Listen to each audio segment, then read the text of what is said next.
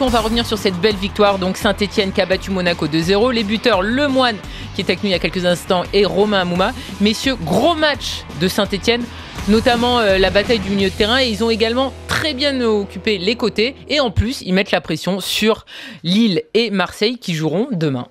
Enfin, moi, ils ont fait un très bon match, mais c'est bon, ils ont été très efficaces quand même par rapport à, ils n'ont pas eu non plus 15 000 occasions. Donc en deuxième période, ils en ont pas mal, quoi. Ouais, mais je veux dire, c'est que pour moi, ils ont été très bons, ils ont fait leur job. C'est pas encore, même lui il le reconnaissait, hein, c'est pas encore le Saint-Etienne qui joue super bien au foot et tout. C'est très dans l'engagement. Ils ont des mecs techniques qui leur permettent quand même de temps en temps de faire des bonnes actions, mais c'est encore beaucoup dans l'engagement. Mais à la limite, par rapport aux autres équipes de Ligue 1, c'est un engagement qui est assumé, abouti et qui est constructif. Voilà. Donc au moins, c'est déjà pas mal. Mais je pense qu'ils peuvent faire mieux. Ils ont les joueurs pour faire mieux. Après, notamment quand il y a Cornier. Après, Monaco, pour moi, c'est surtout que Monaco. Tu parlais du coaching de Ranieri. Au bout d'un moment, c'est bien gentil le coaching, mais si tu fais avec les joueurs que tu as, il n'a pas le banc du Paris Saint-Germain.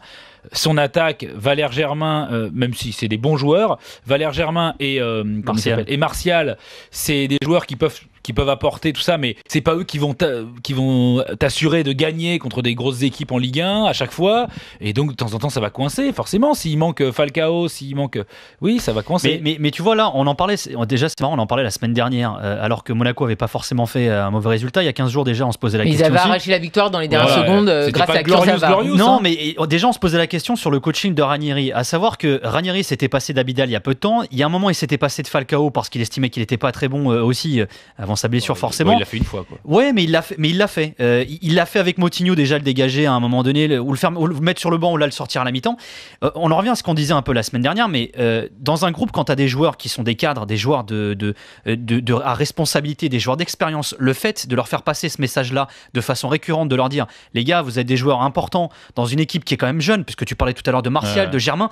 Aujourd'hui, au Campos, Ferreira Carrasco, même s'il a un peu disparu ces derniers temps, Kurzawa, qui n'a pas une grosse expérience au haut niveau, ces gars-là ont besoin de cadres, de joueurs d'expérience pour les soutenir, pour leur montrer le chemin. Si les cadres, tu les dégages comme il le fait, je suis pas convaincu que tu les responsabilises. C'est un message qui est difficile à mais Nico, admettre pour on ces disait joueurs-là. l'inverse la semaine passée, non, moi, sachant que tout le monde avait sa chance. Non, la semaine dernière, tu réécouteras. C'est bien que tout le monde ait sa chance, mais et après, à côté de ça, par exemple, un taulier comme Toulalan, il est là à tous les matchs, tu vois, et c'est un référent. Mais c'est pas une question de chance, c'est que il faut te poser les bonnes questions. Parce que quand t'as des joueurs qui sont contre-performants, c'est pas forcément. Toi, aujourd'hui, tu considères que Moutinho est un taulier?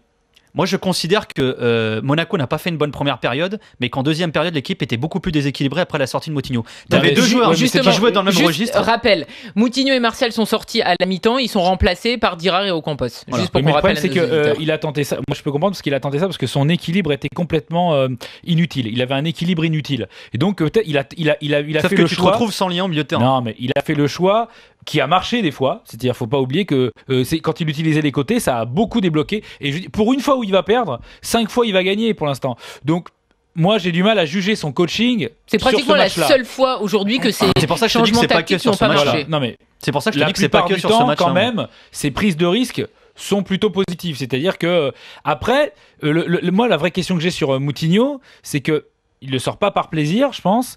Et je me demande s'il est pas un peu en dedans en ce moment, même dans sa tronche. Non, Moutinho. mais il est de toute façon beaucoup moins performant que la saison dernière. Moi, je le connais moins bien que toi. Est-ce que c'est un mec qui a un vrai cadre?